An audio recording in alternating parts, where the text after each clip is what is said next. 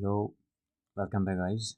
तो अब तक हमने जो क्वेश्चन किए हैं कल हमने किए थे, जो इसके 10 क्वेश्चन थे जो प्रीवियस ईयर क्वेश्चन पीवाईक्यूज़ थे हमारी।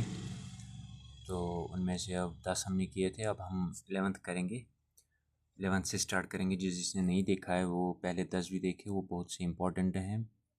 ज़्यादातर वही क्वेश्चंस आते हैं एग्ज़ाम में, और जो भी मैं क्वेश्चंस ला रहा हूँ पीवाईक्यूज़ हैं, एमसीक्यूज़ टाइप, तो ये बहुत ज़्यादा इंपॉर्टेंट है अपने एग्ज़ाम के लिए।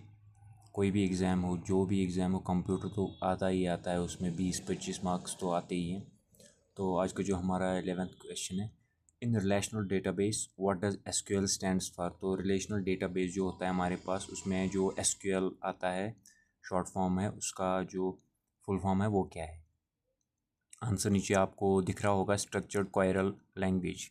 तो ये एसक्यूएल जो है हमारे पास क्या है, एक डोमेन स्पेसिफिक प्रोग्रामिंग लैंग्वेज है। जो एसक्यूएल है ये हमारे पास एक प्रोग्रामिंग लैंग्वेज है। ये क्या काम का आती है, ये मैनेज और मैनिपुलेट करती है डाटा को। Stored in RDBS. आरडीबीएस जो होता है रिलेशनल डेटाबेस मैनेजमेंट सिस्टम, जो यहाँ पे रिलेशनल डेटाबेस मैनेजमेंट सिस्टम में जो डेटा स्टोर होता है ये इसको मैनेज करती है। सिंपल ना। Question number 12, what does the term ping measure in computer network. पहले हम देखेंगे पिंग क्या है। पिंग जो है ये एक नेटवर्क यूटिलिटी है। ये हमें किस काम आती है, to test the connectivity between the devices. ये हमें काम आती है, टेस्ट हम करते हैं।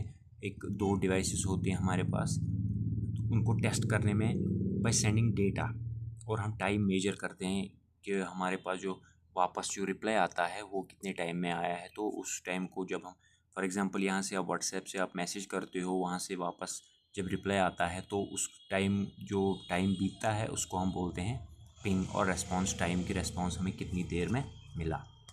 Question number 13, the default file system for Windows operating system is. जो डिफ़ॉल्ट फाइल है विंडोज़ ऑपरेटिंग सिस्टम की वो है NTFS। तो NTFS हम देखते हैं क्या होता है। ये होता है न्यू टेक्नोलॉजी फाइल सिस्टम, ये इसकी शॉर्ट फार्मूला है NTFS, और फुल फॉर्म जो इसकी है वो है न्यू टेक्नोलॉजी फाइल सिस्टम। ये बनाई है माइक्रोसॉफ्ट ने, जो हमें प्रोवाइड करती है बेसिकली जो एडवांस्ड फीचर्स होते हैं इसमें। विंडोज़ में क्या क्या होते हैं, लाइक कंप्रेशन, फाइल को कंप्रेस करते हैं हम। अगर कोई 10 MB की फ़ाइल होती है हम कंप्रेस कर देते हैं, 2 MB की बना देते हैं। ये हमें उस टाइम काम आता है NTFS। या हम एनक्रिप्शन कर देते हैं। एनक्रिप्शन मीन्स कि हम उसे कोडिंग करते हैं। कोडिंग मतलब हम उसको लॉक करते हैं, फिर खाली उसी कोड या हमारे फिंगरप्रिंट या किसी चीज़ से ओपन हो जाए। जैसे हम फ़ोन को लॉक रखते हैं, that means we encrypt our phone. तो ऐसे ये काम करता है NTFS। Question number 14, which type of malware it design to spread from one computer to another. वो कौन सा मालवेयर है जो डिज़ाइन किया गया है, जो स्प्रेड फैलता है एक कंप्यूटर से दूसरे कंप्यूटर में। तो वो है हमारे पास वायरस। वायरस क्या होता है, ये एक जगह से दूसरे, जैसे एक बेसिकली एक एग्जांपल है कि जैसे कम्युनिकेबल डिजीज़ होती है ना, एक इंसान से दूसरे इंसान के पास जाती है, वैसे ही आप समझो ये वायरस है। वायरस का जो फुल फॉर्म है वो है vital information resource under seize. जो हमारी इंफॉर्मेशन होती है वो ख़तरे में होती है। अगर हमारे सिस्टम में वायरस होता है और इम्पोर्टेंट कोई इन्फॉर्मेशन होती है, तो वायरस के लगने से वो क्या होती है, वो ख़राब होती है, मतलब उसमें प्रॉब्लम आ जाती है। हमारा वायरस जो, हमारा सिस्टम जो है वो, आप कहो कि एक तरह का इन्फेक्शन होता है, उसे करप्ट होता है हमारा सिस्टम। तो वायरस जो है ये फैलता है एक सिस्टम से दूसरे सिस्टम में। ज़्यादातर ये किस चीज़ से फैलता है, ये भी सवाल आता है कि ज़्यादातर ये किस चीज़ से फैलता है। तो ये ज़्यादातर ईमेल के थ्रू फैलता है। एक ईमेल दूसरे एक सिस्टम से ईमेल सेंड की दूसरे सिस्टम में, और उस ईमेल ने अगर वायरस लिया होगा, तो वो दूसरे, जब आप ईमेल ओपन करते हो तो वहाँ से वो वायरस इन्फेक्ट होता है, वो आपका सिस्टम भी इन्फेक्ट हो जाएगा। या फिर दूसरे तरीके हैं, जैसे हम डाटा ट्रांसफ़र करते हैं, मैं इससे पेन ड्राइव लगाते हैं, पेन ड्राइव से भी ये फैल जाता है। Question number 15, which protocol is use to send emails. तो हमारे पास जो ईमेल होती है, हम सिस्टम से, हम जो ईमेल या फ़ोन से ईमेल सेंड करते हैं, वो किस प्रोटोकॉल, वो किस तरीके से होती है, उसका अलग अपना एक प्रोटोकॉल होता है।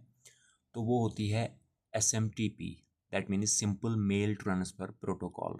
तो वो होती है सिंपल मेल ट्रांसफ़र। आप सिंपली याद रखो, जो सेंड होता है, जो ईमेल सेंड करने के लिए यूज़ होता है वो होता है SMTP। SMTP means transfer, send means transfer, that means ये आप ऐसे भी याद रख सकते हो कि सिंपल मेल ट्रांसफ़र जो होता है वो सेंड ही होता है, आप इसे ऐसे भी याद रख सकते हो। Question number 16, the primary function of A DNS server is. तो जो हमारे पास प्राइमरी फंक्शन है DNS का, DNS means domain name service. जो हमारे पास डोमेन नेम सर्विस है, ये कहता है इसकी प्राइमरी फंक्शन क्या है। तो आप देखिए यहाँ पे map domain names to IP address, जो इसकी जो प्राइमरी फंक्शन है वो है मैप डोमेन नेम्स टू, हम जो अपना मैप डोमेन होता है, जो हमारा ईमेल होता है, हम उसे डोमेन नेम भी बना, ये IP एड्रेस भी बना सकते हैं। ये उसका जो पर्पज़ है। IP एड्रेस जो मैंने कल लास्ट वाले वीडियो में आपको बताया है कि इंटरनेट प्रोटोकॉल एड्रेस जो होता है हमारे सिस्टम में अलग अलग होता है, लेकिन हम अपने इस मैप डोमेन नेम को भी अपना IP एड्रेस बना सकते हैं। Question number 17, which type of memory is volatile. तो ये हमने पिछली वीडियो में भी कवर किया है और आपने पहले भी पढ़ा होगा ये क्वेश्चन। ये बेसिक सा क्वेश्चन है, लेकिन आता है ये थोड़ा कंफ्यूजिंग क्वेश्चन है, कंफ्यूज करने के लिए। नॉन वोलेटाइल और वोलेटाइल, तो हमारे पास जो वोलेटाइल मेमोरी है वो है रैम, रैंडम एक्सेस मेमोरी। जो हमारे पास जो रोम है वो है नॉन वोलेटाइल मेमोरी। एक्चुअली ये वोलेटाइल क्या होती है और नॉन वोलेटाइल। वोलेटाइल मीन्स जब हम किसी प्रोजेक्ट पे काम करते हैं और पावर शट डाउन होता है या किसी वजह से हमारी जो करंट सप्लाई होती है, पावर सप्लाई, वो कट होती है, तो ये वोलेटाइल जो मेमोरी होती है ये उस टाइम डिलीट हो जाती है, ये वहाँ पे नहीं रहती। तो जो रोम होती है हमारे पास, रीड ऑनली मेमोरी, जब हम काम कर रहे होते हैं रीड ऑनली मेमोरी में हम ये इन्फॉर्मेशन रखते हैं, तो वहाँ से वो नॉन वोलेटाइल है, वो डिलीट हमारी नहीं होती है, वो वही की वही रह जाती है, सेव हो जाती है। लेकिन अगर हमने सेव नहीं की है, दैट मीन्स वो रैम पे है, जो हमारे करंट डिस्प्ले पे है, तो वो है volatile. Question number 18, which is a non relational database. तो नॉन रिलेशनल डेटाबेस क्या है हमारे पास, इनमें से हमारे पास है मोंगो DB। अब हम देखेंगे मोंगो DB क्या है। ये स्टोर डेटा करता है एक फ्लेक्सिबल फॉर्मेट में हमारे पास मोंगो DB। ये नॉन सिक्वेशनल डाटाबेस होता है, नॉन रिलेशनल डाटाबेस होता है हमारे पास, या नॉन सिक्वेशनल SQL होता है ना। तो नॉन रिलेशनल डेटाबेस हमारे पास है, ये डेटा करता है स्टोर फ्लेक्सिबल फॉर्मेट में, जैसे बाकी करते हैं ट्रेडिशनल फॉर्म में, ये करता है फ्लेक्सिबल फॉर्म में। और ये मोंगो DB है, ये एक ये डॉक्यूमेंट ओरिएंटेड डेटा जो मॉडल है ये यूज़ करता है, ये मतलब डॉक्यूमेंट टाइप का डेटाबेस यूज़ करता है। Question number 19, which are the following is not an operating system. तो हमारे पास जो दिए गए ऑप्शन हैं, इनमें से एक जो है वो ऑपरेटिंग सिस्टम नहीं है, तो वो क्या है, वो पाइथन है। सिंपली आंसर जो दिखा गया है, लेकिन पाइथन है क्या।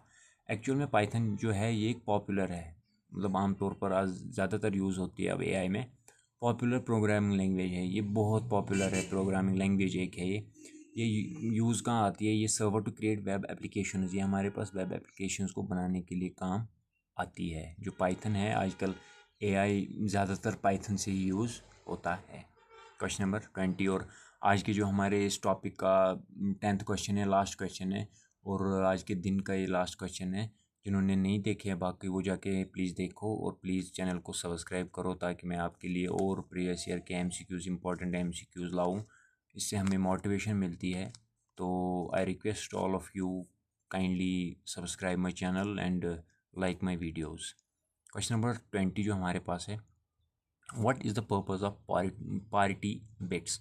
जो पारिटी बिट्स होती हैं ये हमारे किस काम आती हैं, ये यहाँ पे डिटेक्ट एरर्स करती हैं, गलतियाँ निकालती है। ये पारिटी बिट होता क्या है, an extra bit added to a binary code. ये बाइनरी कोड हमारे पास होता है 0 और 1, उसको ये ऐड किया जाता है कि हम देखेंगे कि एरर कहाँ पे है। जब एरर कहाँ पे है, जब हम डेटा ट्रांसमिशन करते हैं या डेटा को ट्रांसफ़र करते हैं एक जगह से दूसरी जगह, उस टाइम हमें पारिटी बिट्स में जो बाइनरी कोड के साथ इसको ऐड करते हैं, और हमें वहाँ पे फिर वो एरर्स को डिटेक्ट करने में हेल्प करता है।